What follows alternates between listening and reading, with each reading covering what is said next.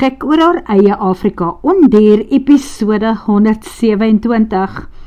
Gatto en die klein katjies is bly om vir Sergio te sien. Hulle kom van orals af aan, toe hy laat aand die binnendeur van sy eie woonstel oopsluit. Daar was groepsdruk van die ou ballies af en hy het maar geswig. Hy het nog eers 'n laaste likeur of wat, saam met sy ouers en John en Manuel in die groot huis se eetkamer gedrink, nadat Lia sag vir hom gefluister het, dat sy maar liefs gaan inkruip, daar in haar woonstelletjie, dankie, sy is gedaan. Hy ook eintlik, maar toe sy pa en John hom aankyk, asof hy 'n bietjie van 'n papperd moet wees, beslis nie werd om die getroude lewe, soos die manne der manne dit doen, in te gaan nie, het hy maar boedel oorgegee. Hy was die jongste daar tussen die nightcappers, want Jesu en Diego is ook al na hulle kamers en vrouens toe, en sy ma is in elk geval 'n stille bittereinder. Nou nie 'n groot drinker nie, maar altyd daar om sy pa te ondersteun. Nee, was die kyk in haar oë. Toe stap hy maar eers vinnig saam met Lia en maak seker dat sy haar deure sluit en veilig in haar eie woonstel is. Hy sou natuurlik al te graag eerder in daardie stadium met haar in sy arms aan die slaap wou raak. Maar as hy nou in hierdie nagtelike ure na snapsie nommer hoeveel daar by haar instrompel en nog eers wil stort ook, maak haar wakker en sy slaap glad nie weer nie, en dan gaan sy nie 'n baie plesierige vroukie wees nie. Ek dog julle slaap daar by mamma in die studio, glimlag Sergio en tel vir Gatto op.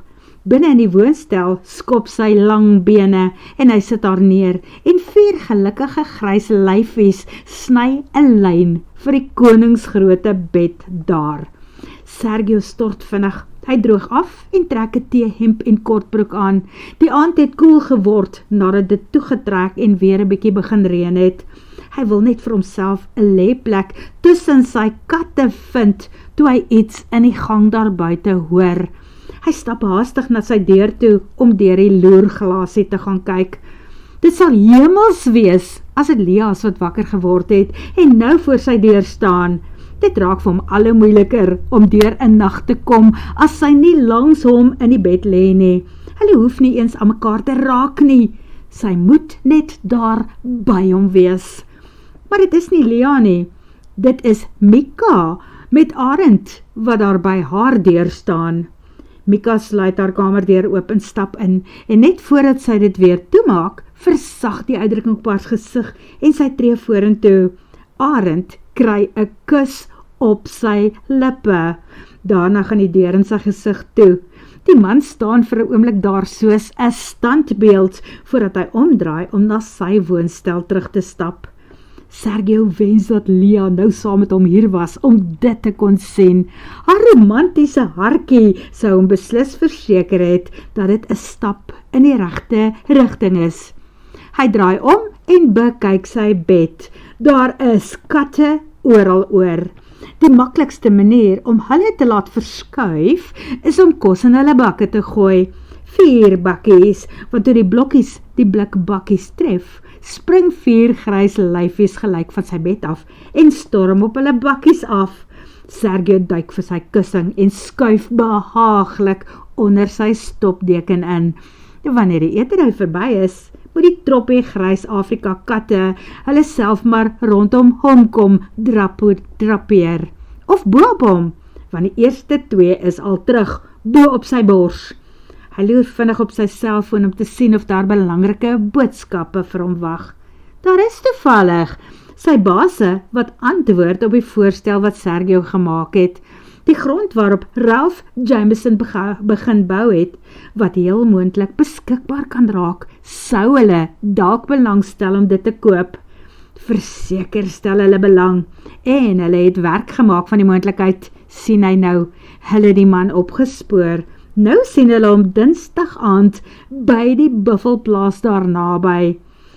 Inligting waarin Timothy Wolmerans verseker sal belangstel, besef Sergio. Sergio kon seker opgestaan het en in die reën uitgestap het na waar Tim se bakkie laat-aand in gery en geparkeer staan, waar die man haastig sy baktent oopgemaak het en toe ingeklouter het. Hy kon vir hom die boodskap eerstehands daar gaan oordra.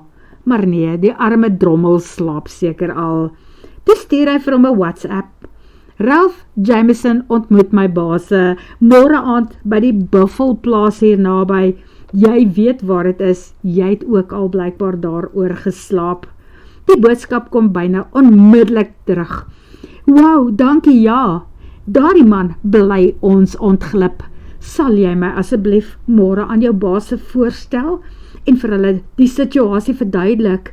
Ek sal bitter graag by wil wees wanneer hulle met die man onderhandel. 'n Stil toeskouer, beslis nie iemand wat iets in die wiele ry nie, want ek weet mos dat jy en Lea graag die grond eerder uit sy hande wil kry. Daarom antwoord Sergio met graagte, hoop jy slaap alright daar in die reën. Die antwoord kom weer dadelik. Na vandag en na die nuus wat ek nou gekry het, sal ek slaap, al spoel die water my tot in Mauritius. Ek is puisted, jy moet lekker slaap. Natuurlik voel hy klein bietjie skuldig, omdat hy nog nie hierdie nuus met Lea ook gedeel het nie, maar dan het sy genoeg om haarself in hierdie tyd mee besig te hou. Sergio kyk verder op sy foon en sien 'n vroeg aand boodskap van Rory af, wat sê dat Mart Marie 'n besondere goeie dag gehad het, dat hulle klere gekry het by Luca en sy vroukie, en dat sy beslis Woensdag ontslaan sal word, as daar nie ander komplikasies intree nie.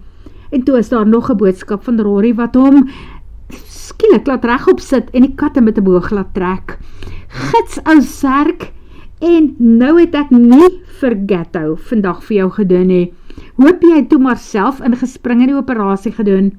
Ag, verflaks, hy het skoon vergeet dat hy vir Rory gevra het om die kat se sterrie vandag al te doen. Hy wil mos nie self op Gatto opereer nie. Hy is emosioneel betrokke by die diertjie. Dit is sy katkind. Dan moet dit maar oorstaan tot hulle terugkom, of... Ja, kyk, die kans is nou wel skraal dat sy binne die volgende 2 maande self 'n mannetjie sal soek. Sy het mos nou haar kleintjies om op te konsentreer. Maar mannetjieskatte se drang om voort te plant is nogal sterk. As een van hulle haar sien, byt hy strakkies haar kleingoed dood om die ma te forceer om weer op buite te kom. Dit is mos presies hoe dit met leeu's ook werk. Ag, togie, vandag was eintlik die dag, besef Sergio. Miskien moet hy haar maar vroegoggendmôre hier uitsmokkel en tog die ding self gaan doen. Anders sal die bykans maand in Europa 'n worsteling vir hom wees. As hy dink aan al die wat-asse, die goed wat kan gebeur, die goed wat reeds gebeur het. Nee, môre sal dan maar die dag moet wees. Dinsdag word almal op Hurters Retreat wakker sonder Dr. Sergio Martinez. Dringende sake by die hospitaal. 'n Paar klein operasies wat vir Dr. Rory Rodriguez geskeduleer was. Maar hy behoort daarom so teen 12 uur terug te wees. Hulle moet asseblief aangaan met wat ook hulle wil doen en so lank kuier sonder hom. Jammer daaroor. Onvoorsiene omstandighede. Net vir Lea stuur hy die boodskap dat Gatto een van die goedjies is wat onder die mes gaan deurloop. Hy kry 'n sterkte, 'n paar handjies wat bid, 'n kat met trane in die oë, 'n hart wat in 2 gebreek is en 'n gesiggie beplak met soene van haar af terug. Sy sal na die kleintjies kyk terwyl mamma weg is. Dankie, maar hy hoop daarom om so teen 12 uur terug te wees op Hurters Retreat, wanneer sy base en haar ma invlieg met Aluit. Hy bring sommer dan vir Gatto weer saam terug. Hulle sal haar en die kleingoed maar in die woonstel hou vir die volgende 3 dae. As hy nie die seke self kan uithaal maandag voor hulle Europa te vertrek nie, sal Manuel dit namens hulle doen. In die eetkamer wag daar 'n laat ontbyt uit die boeke vir die gaste, maar die atmosfeer is gedemp. Want Sergio is nie daar nie, sien Lia toe sy instap. Almal het mos gedink dat hy nou 24 uur kan aandag skenk aan trousake en belangrike gaste soos familie. Maar helaas, die lewe gebeur, veral met Rory, sy assistent in Salnien, en 2 ander veeartsies wat daar is, wat nog maar 'n bietjie onseker is. 'n Meisie en 'n jong mannetjie pas uit die universiteit, verduidelik Lia. Hulle mag blykbaar help, maar Sergio sal nie toelaat dat een van hulle aan sy kat werk nie. Te verstaane, antwoord die Martinese. Hulle troeteldiere was deel van die gesin, baie belangrike wesenkies. Maar wat as Sergio nog nie 1 uur hier is nie? Is dit nie die stadium waarop ons met Jesu gaan deurry na Bonsai toe nie? Vra Martinez, en daar is Ma Martinez, en daar is trane in haar oë. Ag, dan gaan ons maar so lank, sê John.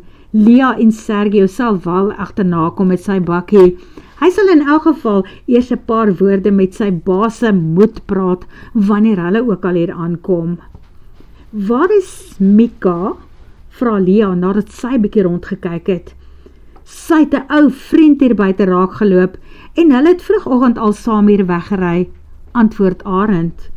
'n Ou vriend? Lia kyk verbaas na hom. Sover sy weet, wemel die kampterrein nie juis van gaste nie, en niemand anders gaan in die huis tuis, behalwe familie van hulle nie. Het sy iemand hier buite raak geloop? Jep, ene kaptein Timothy Wolmerans. Arend trek skouers op en glimlag gelate. Sy houding wys, dit is nou maar so, en dit is regtig nie die ergste nie. Arend, ag nee man, steun Lia, ek is jammer. Nee man, moenie wees nie, daar is baie van Mika wat ons nie weet nie, en nog moet uitvind, antwoord hy. En jy is okay daarmee, Arend? Ja, hoekom nie? Hy skep vir homself 'n roosterbrood en van die roereier in. Lia, baie dankie dat ek soos 'n eregas hier by julle op die plaas behandel word. Maar Arend, jy is 'n eregas, al het jy 'n goeie vriend geword. Iemand wat op 'n maand tot maand basis by ons hier, is in elk geval geregtig op enige van die ontbyte, en jy het soveel ontbyte gemis, dat jy van nou af elke aandete ook maar mag geniet. Ek weet, in Amerikaanse dollars omgesit, voel dit vir jou asof jy snoepie geld betaal. Maar ons het ook 'n gewete hier rond, en jy weet, so geniet jouself. Wel, Lia, jy en jou mense is te goed om van hierdie aarde te wees, maar ek is bly dat ons baie gekruis is, en dat ek nou hier kon vashak in Mosambiek, want alles wat hier gebeur is 'n belewenis. Wel, jy is nou deel van ons familie ook, en as Mika nie vanaand terug is nie, moet jy nog steeds saam met ons ry na Bonsai toe, vir aandete, om die res van die familie ook te leer ken. Nee Lia, maar dankie. Ek het 'n klompie verslae om deur te steun na die universiteit, waarby ek nog steeds in die volgende maande betrokke gaan wees.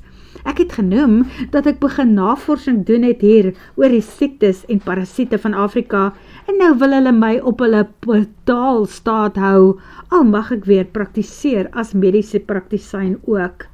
Die salaris val natuurlik tot presies onder see speel, maar jy is reg, dollars koop in elk geval steeds baie meer as Medicais. Eintlik is ek 'n baie gelukkige man, so dankie Lia. Is jy, Arend? Is jy regtig gelukkig? Vra Lia en soek op sy aantreklike gesig na tekens van seerkry oor Mika. Maar nee, die man knik net en verklaar, gelukkiger as ooit tevore in my lewe. Hy gaan sit sy bord op die tafel neer en toe stap hy om vir homself 'n glas vrugtesap te skink. Lia staan nog 'n oomblik, of die man sy hart is van klip gemaak, of hy voel nie heeltemal soveel vir Mika as wat sy en Sergio aanvaar het nie. Lia skep vir haarself 'n porsie pap en sit 'n berg botter daarop, daarna 'n reepie spek en 'n sagte, loperige eier.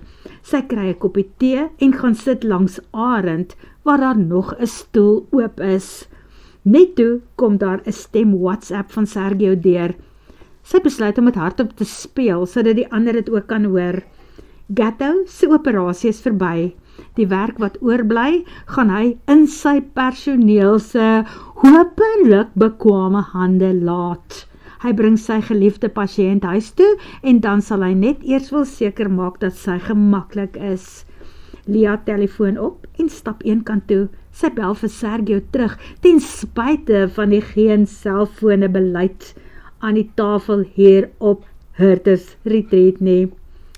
Baie dankie vir die laat weet, my liefste mansmens. Bly die katkind is alright. Het jy iets gehoor van die vliegtuig? En die mense wat van ander kant afkom? Ek het. Die klomp is alle geruime tyd in die lug. Maar ek glo dat ek hulle nog sal voorspring, voordat hulle op Hurters Retreat kom land. So ontspan my skaddebol. Ja, asseblief, maak gou, en kom charm my ma se voete onder haar uit, sodat sy nie al haar kritiek op my kan uithaal nie. Kritiek? Soos in waaroor? Vra Sergio verbaas. Sergio, ek en jy moet een of ander tyd praat oor die troue. Eintlik, ons moet praat oor my rok. Ek is bang jy gaan teleurgesteld wees in hoe ek lyk. Lia loer oor haar skouer na die mense in die eetkamer. Sy wil nie dat hulle moet hoor waarvan hulle praat nie. Sergio vra, hoeso meisiekind? Jy weet mos ek sal nooit teleurgesteld wees in hoe jy lyk nie. Vir my lyk jy altyd soos 'n engel wat op die aarde gedeponeer is. Die mooiste ding wat daar is, en klere kan beslis nie daaraan afbreek doen nie. Jy verstaan nie regtig nie, Sergio. Wat as ek vir jou soos 'n sirkusnar lyk? Ekskuus Lia, het jy tweede gedagtes oor jou uitrusting vir ons troue? So 'n bietjie, erken sy. Sy verwag dat hy gaan uitbars met iets soos, daar het jy dit nou vroumens, en toe ek jou na 'n wêreldberoemde ontwerper in tafel geneem het, het jy dit in my gesig teruggeklap. Maar hy doen dit dan nie. Hy sê net, nou kom ons praat daaroor wanneer ek terug is op die plaas. As jy wil, kan jy vir my die rok wys, dan besluit ons saam of jy dit behoort te dra. Maar ek kan nie, Sergio. Dit beteken die grootste ongeluk as die bruidegom voor die tyd sy bruid se rok sien. Sy hoor die grinnik in sy stem toe hy sê, o nee, dan mag ek glad nie kyk nie. Jy sal maar vir my verduidelik, hoe gaan Lia as 'n sirkus nar lyk? Sergio, dit is nie snaaks nie. Ek dink ek sit met 'n krisis hier. Ok, Lia, ek is jammer hoor. Wel, miskien moet ek terugval op plan B. Ry jy net asseblief veilig en kom net huis toe. Lia stap terug tafel toe en plak die foon langs haar bord neer. Gelukkig is al die ander so besig om hulle self in die oordaad te verlustig, dat sy kans het om 'n paar maal diep asem te haal, voordat sy haar eie mes en vurk optel. Arend sit sy eie mes en vurk neer en draai effens na haar toe. Lia, nou moet ek jou vra, is alles reg? Ek verstaan nie die taal wat julle praat nie. Ek het nog nooit Portugees verstaan nie. Maar iets het nou nie vir my reg geklink toe jy met Sergio gepraat het nie. Lia kyk 'n oomblik op in sy donker oë. 1000 jaar se wysheid staar terug in hare. Maar sal 'n man wat nie deel van hulle kultuur en afkoms is nie, verstaan wat 'n trourok vir mense in 'n klein wêreld soos hare beteken? Dat dit dalk vir Sergio belangrik gaan wees om sy bruid in wit en met 'n sluier oor haar gesig by die kapel te sien instap, want dit is sy eerste troue. Goed, tegnies gaan sy 'n sluier dra. Dit is deel van die wit deurskynende mantel wat sy bo oor haar swart geborduurde rok gaan aantrek. Ek wens ek kon soos jou sussie Sylvie wees, Arend. Sy is so selfversekerd dat die rooi rok wat sy aangehad het, was amazing. Dit was 'n totale verrassing vir almal en sy het fantasties gelyk. Arend knik trots. Inderdaad was dit uniek, presies hoe sy is. En ja, sy het nogal mooi gelyk. En daar slaan Arend die spyker op sy kop. Is jy bang dat Sergio nie van jou rok gaan hou nie? Wel, wat as hy my een kyk gee, uitbars van die lag en hom daarna doodskaam vir my, omdat ek 'n alternatiewe keuse vir 'n rok gemaak het. Dink jy dat die rok wat jy gaan dra vir hom so belangrik sal wees, dat dit sy dag mag bederf? Ag nee, wat Lia, ek dink nie so nie. Dit gaan oor jou en hom. Glo my, nie die klere wat jy gaan aantrek nie. Wel, hy wou 'n ontwerper betaal om vir my 'n rok te maak. 'n Rok van jou keuse, of wou hy dit namens jou ontwerp? Vra Arend. Hy sou my glo by die vrou los, om self te besluit. Hy wou net vir die rok betaal, het hy gesê. Wel, daar is jou antwoord, Lia. Bly by jou eerste keuse en moenie verder oor jou rok twyfel nie. Jy is 'n kunstenares en 'n baie, baie interessante vrou. Boonop verstaan ek dat dit nie jou eerste huwelik is nie. Dalk wil jy nie in 'n spierwit rokkie met 'n sluier by die kapel of troulokaal instap nie. Nee, ek wil absoluut nie, dankie. Nou toe, dit is julle troue. Maak soos jy wil. Jou aanstaande gaan mal wees oor wat ook al jy aan jou lyf het. Dankie, Arend. Net toe sit Maria 'n bord met kos voor Lia neer. Dit is vir Sergio. Ek is seker hy sou nog nie vandag by die hospitaal geëet het nie. Wil jy iets in sy bord bysit? Lia kyk daarna. Daar is ook pap onderin. Hoenderlewertjies, spek en roereiers bo op dit. 'n Roosterbrood met konfyt aan die een kant, net soos wat Sergio daarvan sal hou. Dankie Tannie Maria, dit is presies reg, net so. Mooi, die vrou sit 'n mikrogolfoond deksel boor en daarna gaan skep sy en Manuel elkeen ook 'n bord kos in. Arend kon homself seker in hierdie stadium van die tafel af verskoon het, maar Lia sien dat hy vir homself 'n koppie koffie gaan skink en terugkom om die mense een vir een te sit en deurkyk. Rustig, asof hy nie sopas die oulikste vrou op aarde deur sy eie vingers laat glip het nie.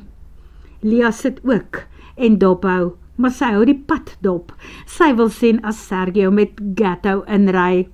Tussendeur is haar ore gespits vir daai vliegtuig wat gaan land met haar ma en die nuwe man in haar lewe. Sergio is gelukkig eerste daar. Hy ry in met die hospitaalse sprinterbussie en laai die kat in sy woonstel af. Toe kom hy aan na die eetkamer waar almal pas van die tafel af opgestaan het. Waar is jou bakkie? Vra sy swaar Diego. By die hospitaal gelos. Ek moes die bussie Hurters Retreat toe bring vir my baase om vanaand na hulle afspraak toe te ry. Ek sal my bakkie môre kry. Sergio, het jy al iets geëet vandag? Vra moeder Maria.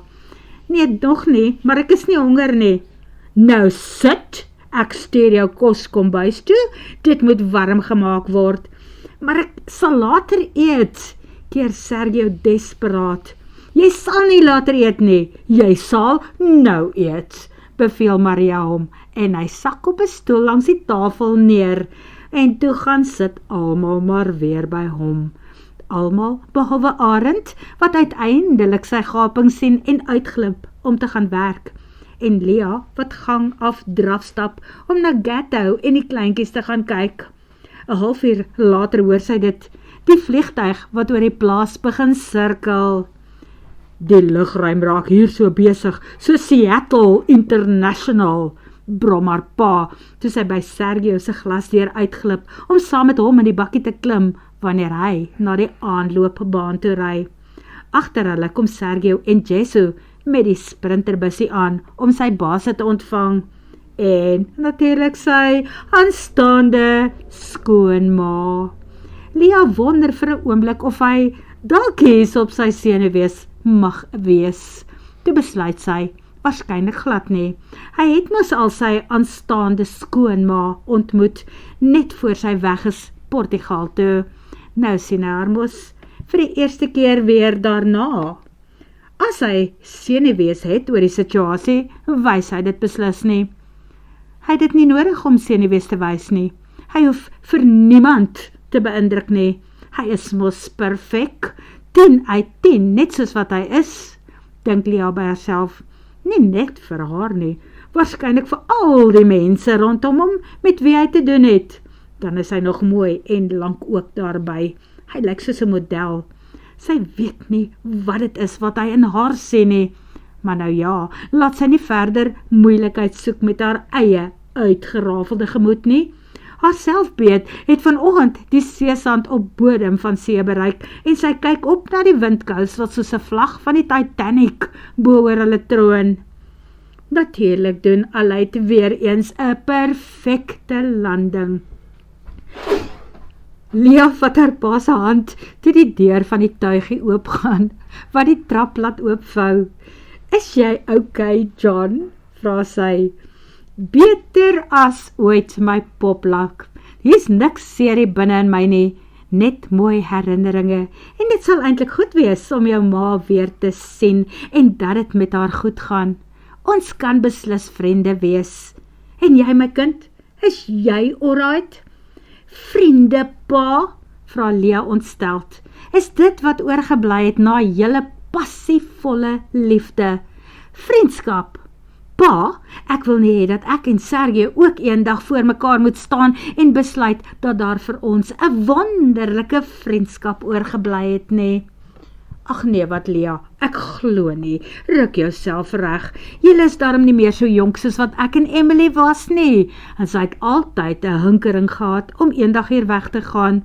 Die dat sy eers Pretoria toe is, waar ek haar as 19-jarige vrou ontmoet het. Maar dit was blykbaar nie goed genoeg nie. Sy wou uiteindelik Europa toe gaan. Gaan woon waar haar niggies in Portugal bly. Haar erfporsies van haar voorouers daar gaan geniet. Ek het dit eintlik al sien kom, nog voor jy gebore is. So ontspan jy maar oor jou en Sergio. Wel, ek wil nooit van Hurters Retreat af weggaan nie, en ek wil nooit ooit vir Sergio op so 'n manier verloor nie." "Nee wat, ek dink julle is basies okay," troos John haar. Hy los haar hand en stap na die vliegveld toe om die gaste te gaan verwelkom.